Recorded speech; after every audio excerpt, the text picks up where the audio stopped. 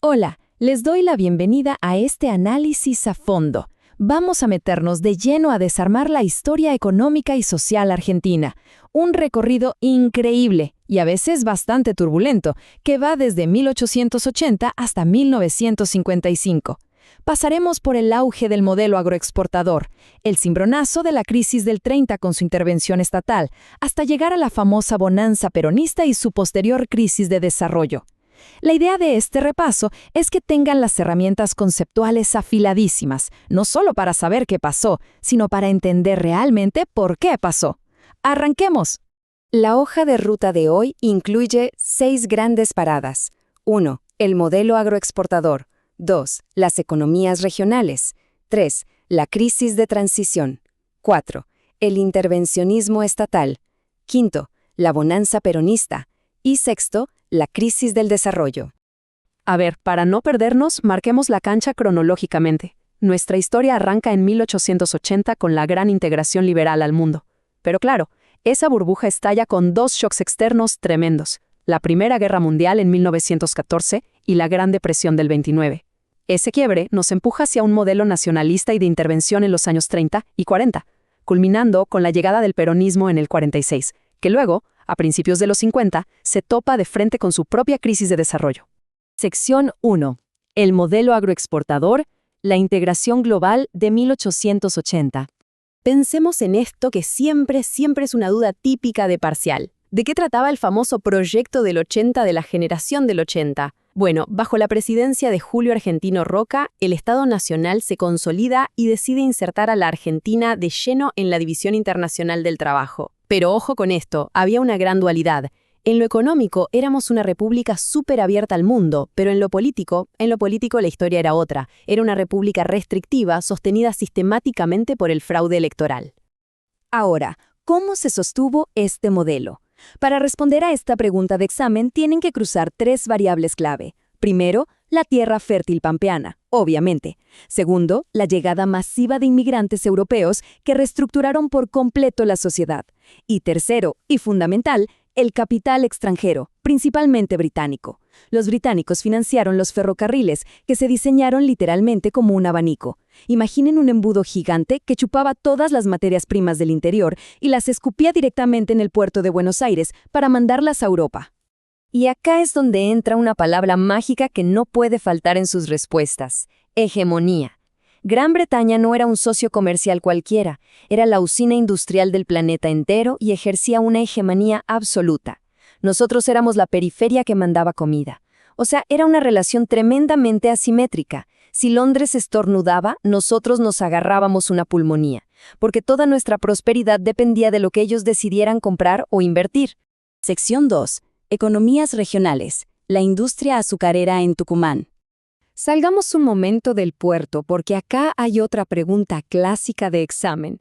Les suelen pedir que comparen el gigantesco modelo agroexportador pampeano con las economías regionales.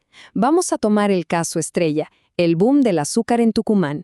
El ferrocarril llegó hasta allá y conectó a la provincia, sí, pero las reglas del juego eran completamente distintas. Fíjense en estas diferencias estructurales porque son la clave. El modelo pampeano miraba hacia afuera, exportaba a Europa, usaba capital extranjero y mano de obra inmigrante. El modelo azucarero en Tucumán es casi lo opuesto. Miraba hacia adentro.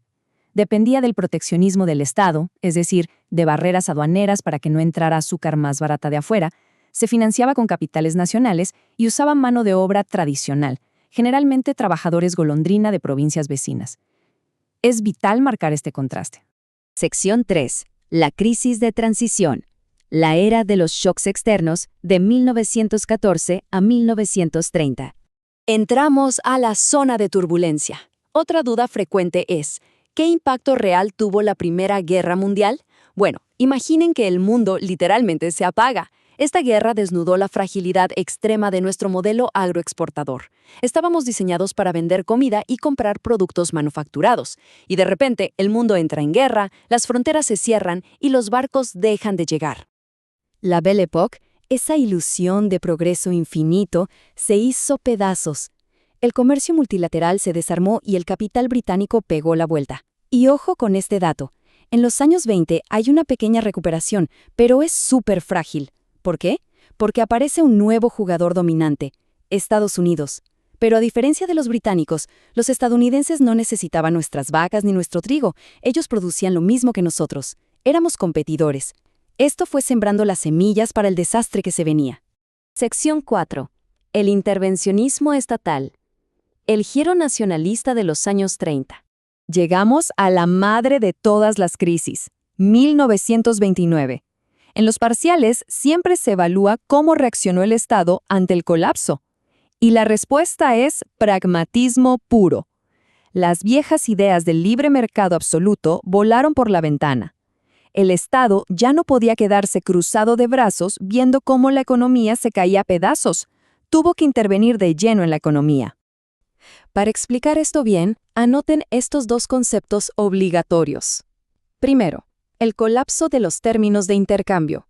Básicamente, lo que nosotros vendíamos, materias primas, pasó a valer monedas, mientras que lo que comprábamos de afuera seguía carísimo. Nuestro poder adquisitivo se pulverizó. Y como no podíamos comprar nada afuera, tuvimos que encerrarnos económicamente. A esto se le llama autarquía. Empezamos a fabricar localmente lo que ya no podíamos importar. Así, casi a los empujones, nace la industrialización por sustitución de importaciones. El Estado metió mano con una secuencia muy clara que tienen que saber. Arranca con el Plan de Acción Económica en 1933. Luego, la joya de la corona en 1935, la creación del Banco Central, que fue vital para evitar que nos quedáramos sin oro y sin divisas. Y finalmente, las famosas juntas reguladoras. El Estado literal salía a comprarle el grano o la carne a los productores que no le podían vender a nadie, para sostener los precios y evitar la quiebra masiva del campo. Sección 5. La bonanza peronista. Democratización del bienestar. 1946 a 1949. Avanzamos hacia la primera presidencia de Perón. Cuando les pregunten por los pilares de este periodo, tienen que ir directo al modelo de justicia social y al rol de un organismo superpoderoso y monopólico, el IAPI, o Instituto Argentino de Promoción del Intercambio. Acá la estrella conceptual indiscutida es la redistribución del ingreso. El Estado tomó la decisión política de transferir riqueza hacia la clase trabajadora, subiendo los salarios reales para que la gente consumiera más y así potenciar la industria local. ¿Y de dónde salía la plata? Del IAPI. Este organismo le compraba las cosechas a los productores locales a un precio fijo y bajo, y se daba vuelta y las vendía en una Europa de posguerra hambrienta a precios exorbitantes. Esa ganancia brutal financiaba la industria y el gasto público. Toda esa plata fue directo a crear lo que conocemos como el Estado social. Y hay que dar ejemplos concretos en el examen. Hablamos de la salud pública centralizada y los hospitales del Dr. Ramón Carrillo, de la gente pudiendo comprar su casa con créditos del banco hipotecario, de una sindicalización masiva que superó el 50%. Y claro, la Fundación Eva Perón, que agarró la vieja caridad de las señoras de clase alta y la transformó en una asistencia social institucionalizada desde el Estado. Hay una cita en los cuadernillos que es fabulosa y lo resume todo. La novedad del peronismo fue que el Estado se ocupó de allanarles el camino. Es exactamente eso. El Estado funcionó como una topadora, que abría paso para una movilidad social ascendente brutal. El trabajador dejó de pensar solo en sobrevivir. Ahora era un consumidor con todas las letras en un mercado interno que no paraba de crecer. Sección 6. Crisis del desarrollo. El estrangulamiento externo, 1950 a 1955. Pero, y siempre hay un pero en la historia económica, la fiesta encontró su límite en 1949. ¿Qué pasó? Nos chocamos contra una pared llamada estrangulamiento externo. Básicamente, nos quedamos sin dólares. El campo dejó de ganar tanto porque los precios internacionales cayeron y encima hubo sequías. Sin esos dólares de la exportación agropecuaria, no podíamos comprar las máquinas ni el petróleo para que nuestra propia industria nacional siguiera fabricando. Por eso, el segundo plan quinquenal fue un viraje súper pragmático. Buscaron desarrollar la industria pesada y sí, tuvieron que salir a buscar capital extranjero, sobre todo para sacar petróleo. Quiero dejarles una pregunta para pensar, algo que cierra todo este círculo y es brillante para una conclusión de examen. Fíjense en esto, la crisis de falta de dólares de 1950. ¿No nos demuestra que en el fondo seguíamos atados a las mismas bases del modelo agroexportador de 1880? O sea, por más que llenamos el país de fábricas y consumo social, esa industria jamás logró dejar de depender de las vacas y el trigo para conseguir los dólares que la mantenían viva.